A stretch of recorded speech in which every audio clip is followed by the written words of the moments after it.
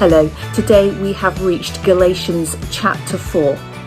We are going to look at the first 6 verses particularly, and then I'll touch briefly on the rest of the chapter later on. Now, the Galatian church have been encouraged by Paul that they are now all equal. They're all sons of Abraham, and they are all now heirs according to the promise.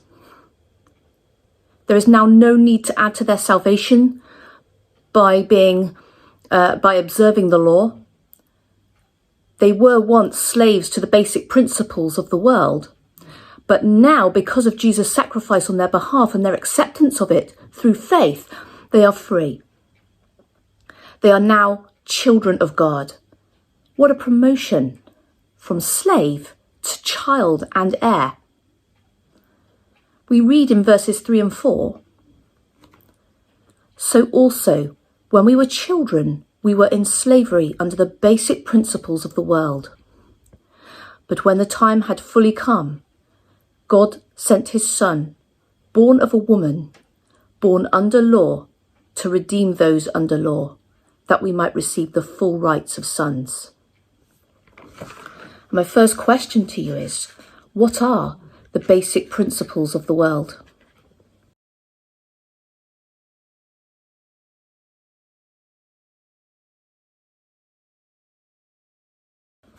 Now, verse 6 goes on to say, "Because you are sons, God sent the Spirit of his Son into our hearts, the Spirit who calls out, 'Abba, Father.' So you are no longer a slave, but a son. And since you are a son, God has made you also an heir." So I want to quickly give you another question, which is, what does it mean to be an heir of Christ?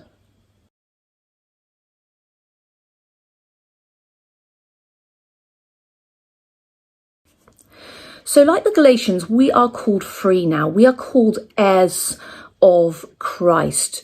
We are his children. God is our father. He's our dad. He has adopted us. We are in his family now. We're no longer slaves to the basic principles of the world, which you've now discussed with your group. And we have been promoted. And when I was growing up, at secondary school particularly, I kind of got into that culture of having to earn your place. If you wanted to be in the top sets, you had to earn your way there. If you wanted to be in the A team of netball or hockey, you had to earn your way there. I was forever in the B team. I never quite made the A. And I remember being asked to go and look at the team sheets and seeing myself on team A and being delighted one day. It only happened the once, but it was really exciting. Similarly with the orchestra, to get into the first violins, you had to have a certain level of skill. So I learned very quickly as a teenager that I had to earn my place in things. But here there is nothing to do but accept the invitation to be an heir of Christ, and all that means, which again you have discussed with your group. Now, when you contrast the slavery to the basic principles of the world, which you've discussed with your group, when you contrast that with the difference to being an heir, with the Holy Spirit available to you and all that being an heir means, all that God gives us when we enter into a personal relationship with him, the peace, the joy, the fruits of the Holy Spirit, the gifts of the Holy Spirit. There's so many things without giving any answers away here. It is amazing, isn't it, that this church, this people are choosing to throw this inheritance away.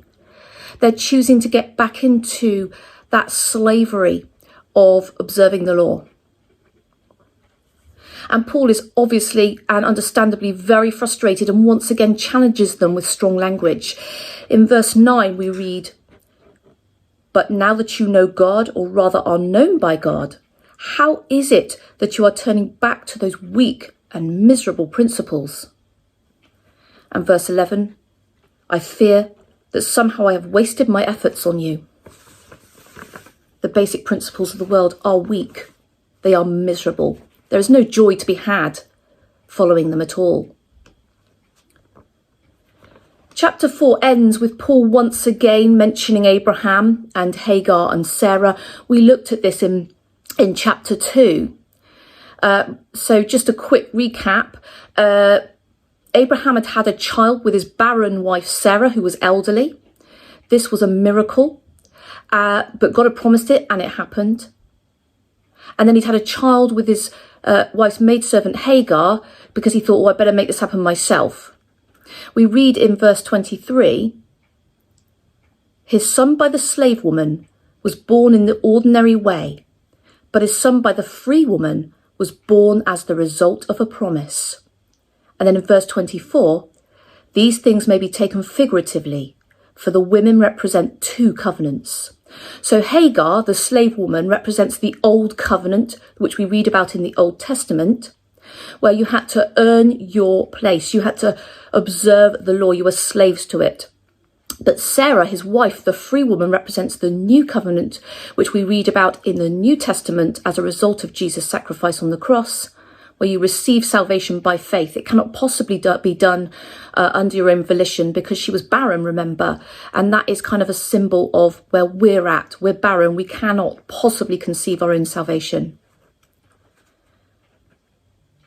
And verse 31 says, then, brothers, we are not children of the slave woman, but of the free woman. We're going to finish with one more task, and that is to discuss with your group anything that God has done in your life, or perhaps the life of a family member or someone that you know, that you could not possibly, or they could not possibly have brought about by themselves.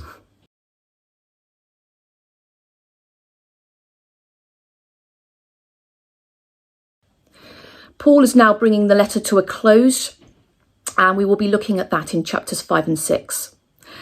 Have a great rest of your day.